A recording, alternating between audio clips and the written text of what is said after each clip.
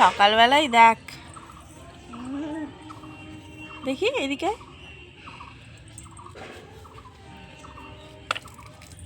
Happy Holi বলে দাও। Happy Holi সবাইকে।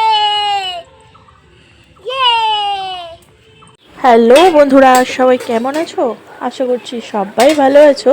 যে যেখানে আছো, মৌসুমীর আবারও একটি নতুন ভিডিওতে সকলকে স্বাগত। ছোটদের ভালোবাসা আর বড়দের প্রণাম জানিয়ে শুরু করলাম। বন্ধুরা, এটা ছিল হোলির দিনের ভিডিও। তো সকালবেলা মাম্মাম সোনা প্রচুর আবির মেখেছে।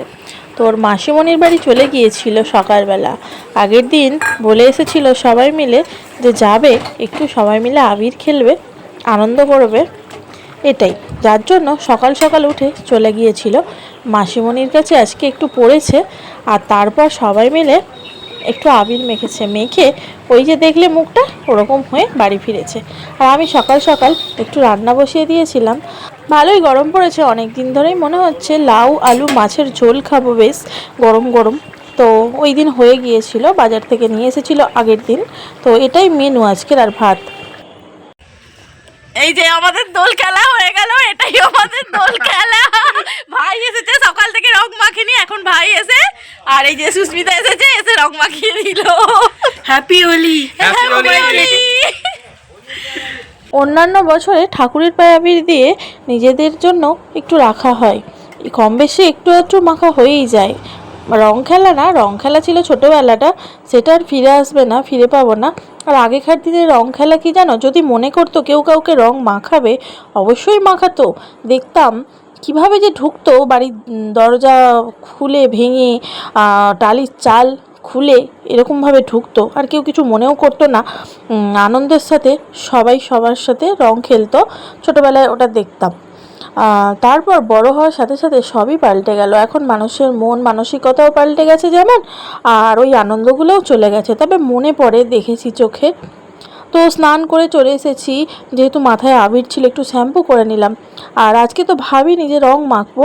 সুস্মিতা আর ভাই চলে এসেছিল, এসে ওরাই একটু দিল, আর ঠাকুরের পায়ে দেওয়া হয়েছিল, এই আর কি। চলো এবার আমরা খেয়ে নিই।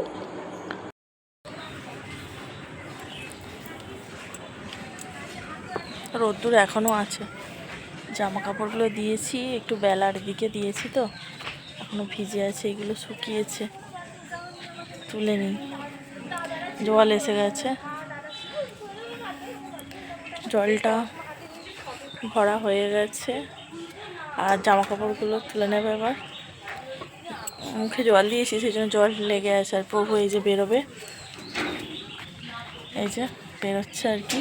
এই যে আজকে নেরু দেখছো, সবাই নেরু দেখছো, কারণ ওই মামিমা মারা গিয়েছিলেন না, ওই কাজ করেছিলেন, শ্রাদ্ধের কাজ করেছিলেন, সেই জন্য আর কি ন্যাড়া হতে হয় না। তো এই যে বেরোচ্ছে। এই যে এখন কোথায় চলে এসেছি বলো তো? সোনা পাপার কাছে। তোমরা তো সবাই চেনো সোনা পাপাকে, ছোট্ট থেকে দেখছো। তো চলে এসেছি, ভাই ডেকেছিল একটু বিরিয়ানি বানাবে। পূর্ণিমা তো কেটে গেছে সকালে, বাদ দাও, আর আমরা পূর্ণিমা করছি না। তো বাচ্চাগুলোকে নিয়ে একটু আনন্দ করা হচ্ছে আর কি। বিরিয়ানি যেহেতু কাঠের উনানেই হচ্ছে, আমি একটু শুয়েছিলাম বাবুর পাশে, বাবু ঘুমাচ্ছে। আর এখন মনে পড়লো ভিডিও করি। ভাই বলছে বিরিয়ানি শেষ, এখন ভিডিও করছিস? তো বাচ্চাদের খাওয়া হয়ে গেছে, আমরা 4 জন খেতে বাকি আছি, মানে ভাই, আমি, সুস্মিতা আর উনি। তো চলো, গুড নাইট। এখন 11টা বাজে। সিরাত বাঁকা চাঁদ আকাশে, বাঁকা চাঁদ না, দেখো কি সুন্দর থালার মতো পূর্ণিমার চাঁদ। দেখতে পাচ্ছ বন্ধুরা, কি সুন্দর লাগে না দেখতে?